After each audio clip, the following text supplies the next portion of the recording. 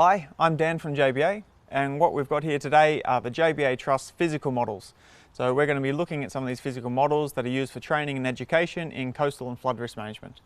The one that we've got here today is the wave tank. Now the wave tank is usually used because in these situations in the coastal environment it gets really complicated and we can't always solve this through analytical equations. Now whilst it's very easy to predict how big waves are going to be in the offshore, when they start to move towards the coastline, all sorts of things happen to them. So what we've got here today with the wave tank, we're going to demonstrate the different defences that we can use. We're going to propagate 5 waves towards each of the defences, and we're going to calculate how much waves are going to overtop the defences. We're going to capture this, we're going to measure it, and we're going to see the different performance levels of all of the different structures. Right, now our first situation we're going to represent is our beach environment. Now normally when waves arrive at a beach, they're going to break and they're going to roll up and down the beach face, and there's not going to be any problem.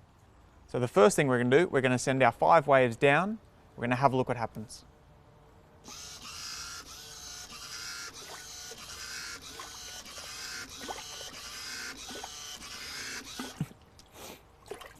And what we saw is that even though the waves were breaking, there was still enough energy for them to roll up over the dunes, in this case fill up our reservoir. But in real life that would have meant that any houses or properties or communities behind the defence would have been completely flooded. And really that isn't an acceptable situation for us, so this is around the time where we bring in our coastal engineers. Alright, now we've just reset our tank and now we can start testing some of our different defences. Now if there's only a little bit of wave overtopping, we can usually get away with just a vertical wall. If it's small in nature, it can easily just be set behind the dunes like we've just done there, or even incorporate into some dunes, and then that will essentially just provide another impermeable barrier to wave overtopping. Now we'll have a look how it goes.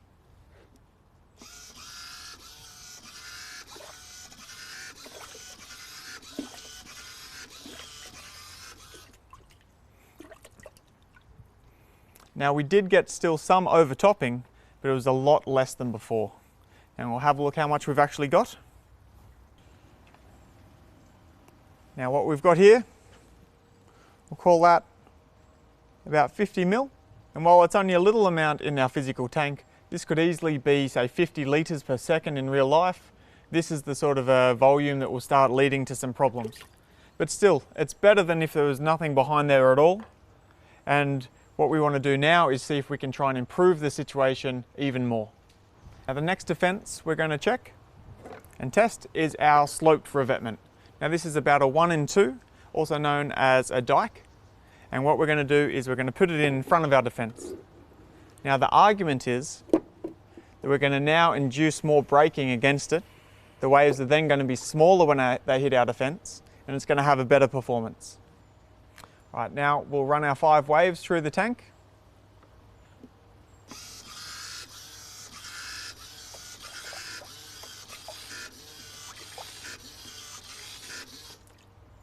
And what we've actually seen there is by putting the slope in front of the structure, we've actually made the overtopping worse.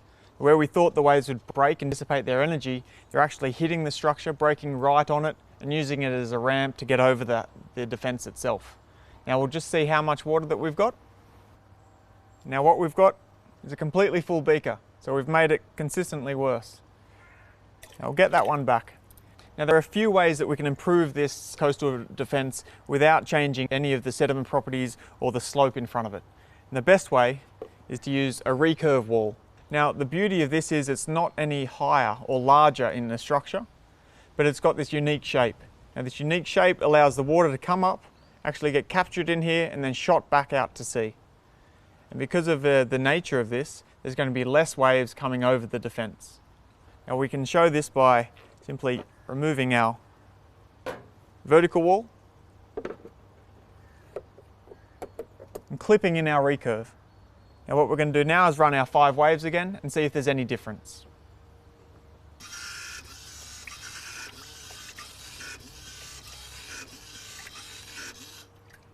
And this time, what we've seen is the waves are actually getting shot back out to sea. There's probably the same amount of wave energy going up, but it's all returning out. So in terms of our safety and the inundation behind the defences, it's a lot better. And in fact, there was no water that actually came over at all. Our last defence we're going to test today is our rock armour. This is all scaled down to fit into our model, but essentially it's representing a rubble mound structure that can go in place of the vertical structures altogether. Now we'll put it in our tank. Now we're going to run our 5 waves.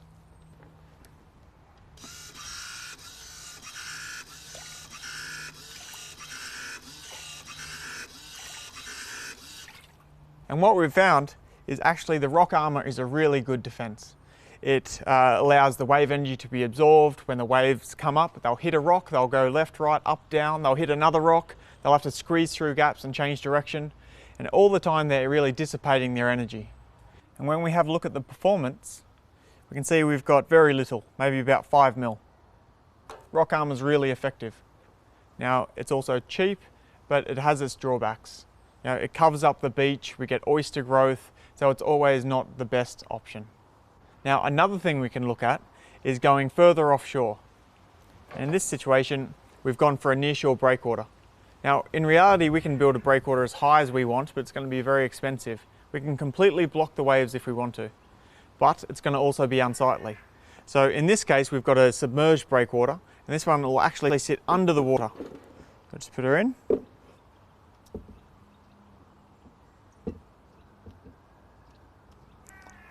And now this way, we can actually start to try and stop the wave energy before it hits our defence.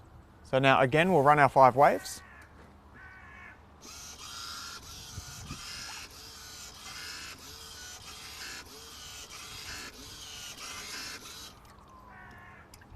And even though the vertical wall before was one of the worst performing, by doing something offshore, we've now prevented all the wave overtopping. And the benefits of this has mean we've still got our beach,